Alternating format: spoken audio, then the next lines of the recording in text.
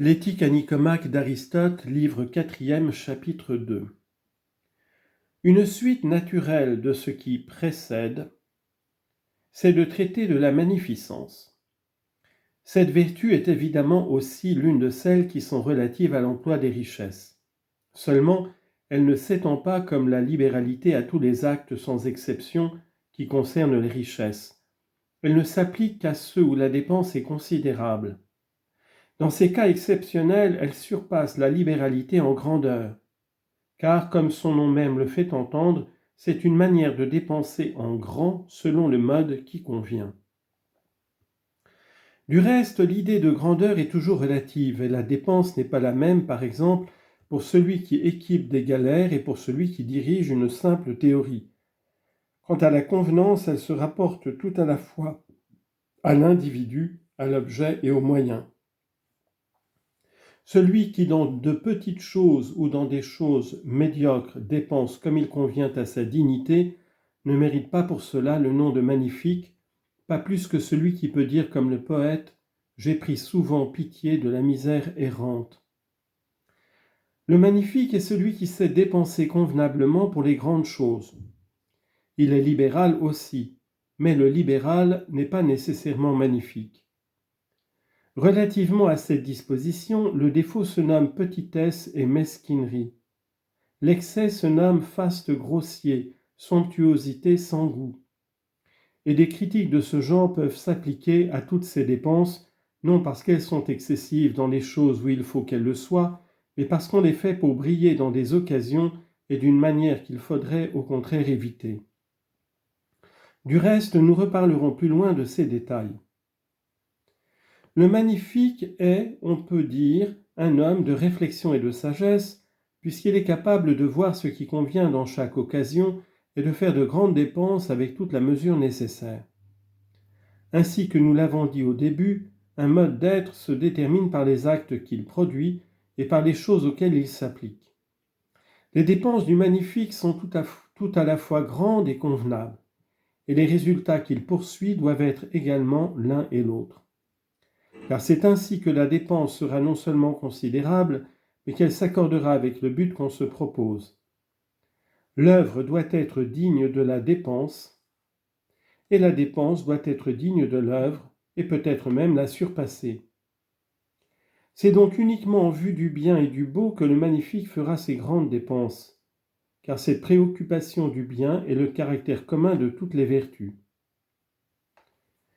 J'ajoute qu'il les fait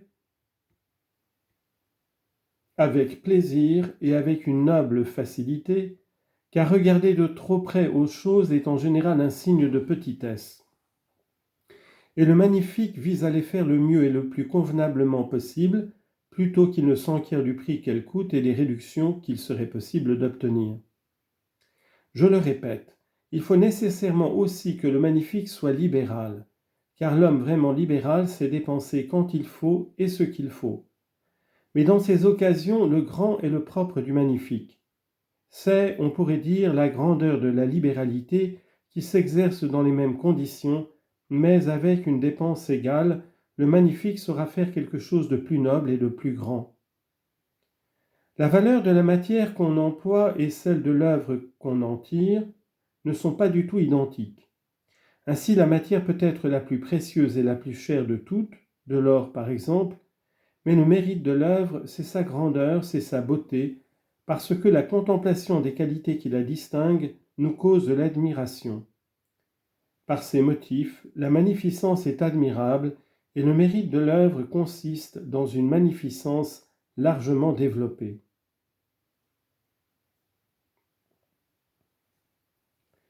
Parmi les grandes dépenses, il en est quelques-unes que nous tenons plus particulièrement pour honorables. Ce sont par exemple les offrandes solennelles que l'on consacre aux dieux, les constructions pieuses, les sacrifices. Nous avons dans la même estime toutes les dépenses qui se rapportent au culte de la divinité et toutes celles qu'entreprennent dans la noble ambition de servir le public de simples particuliers qui croient quelquefois devoir employer leur fortune à la splendeur des jeux scéniques ou à l'équipement des galères de l'État ou aux frais des fêtes populaires. Mais toujours ainsi que je l'ai déjà dit. On doit considérer dans celui qui fait ces grandes dépenses qui il est et quelle est sa fortune pour se permettre de les faire. Il faut qu'à tous ces égards, il y ait une entière convenance, et elle doit se trouver non pas seulement de la dépense à l'œuvre qui est faite, mais encore dans celui qui l'a fait. Ainsi le pauvre ne peut jamais être magnifique, car il n'a pas les ressources qui permettent de faire ces larges et convenables dépenses, et s'il les essayait, il serait insensé. Pour lui, ce serait agir contre les véritables convenances et contre le devoir, tandis qu'il faut respecter l'un et l'autre pour agir selon la vertu. Ces dépenses splendides ne conviennent donc qu'à ceux qui, dès longtemps, jouissent d'une grande fortune, acquise soit par eux-mêmes, soit par leurs ancêtres, ou par une communauté dont ils font partie. Elles conviennent aux gens de haute naissance, aux personnages couverts de gloire en un mot, à tous ceux qui ont de ces positions où se trouvent réunis la grandeur et la dignité. Tel est donc le caractère principal du magnifique. Et c'est, je le répète, dans des dépenses de ce genre que consiste en général la magnificence. Ce sont à la fois les plus considérables et celles qui font le plus d'honneur. Parmi les dépenses privées, on peut ranger dans la même classe à peu près celles qui n'ont lieu qu'une seule fois dans la vie, par exemple les noces ou les occasions analogues. Ou même encore celles dont une cité entière se préoccupe, ou dont se préoccupent les dignitaires qui la gouvernent, par exemple la réception ou le départ d'illustres étrangers, les présents qu'on fait ou qu'on reçoit dans ces grandes circonstances.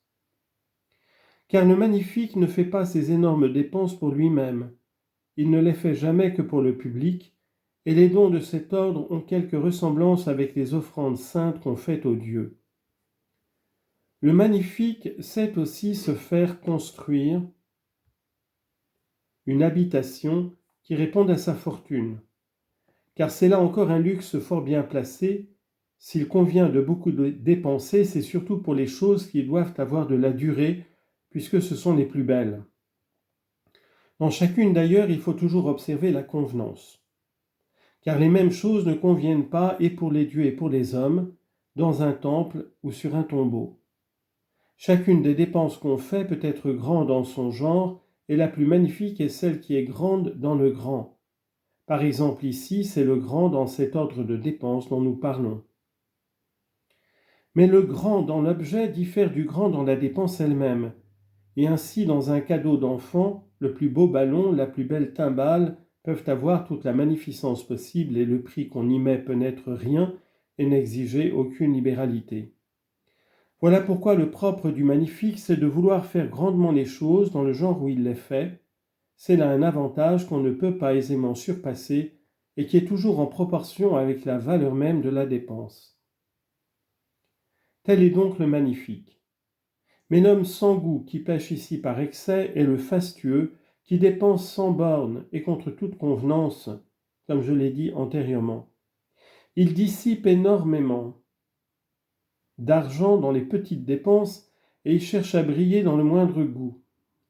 S'il reçoit des gens qui fournissent leur écho, il les traitera comme pour une noce. Ou dans les comédies qu'il monte, il fera mettre des tapis de pourpre pour les acteurs à l'entrée de la scène, comme font les mégariens. Et encore, il commettra toutes ces folies, non pas tant par amour pour le beau que pour faire étalage de sa fortune et se faire admirer à ceux qui l'imaginent. En un mot, il dépense très peu là où il faudrait beaucoup dépenser, et beaucoup là où il ne faudrait dépenser que très peu. Quant à l'homme mesquin, il pêche par défaut à tous ses égards, et après avoir dépensé énormément, il fera perdre aux choses par une certaine petitesse toute leur grandeur et toute leur beauté. Dans tout ce qu'il fait, il retarde sans cesse la dépense. Il cherche à dépenser le moins qu'il peut, il plaint tout ce qu'il dépense, et il croit toujours faire beaucoup plus qu'il ne faut. De tels modes d'être sont certainement des vices. Et cependant ils ne suffisent pas à déshonorer un homme, parce qu'ils ne nuisent point à autrui et qu'ils ne sont pas absolument dégradants.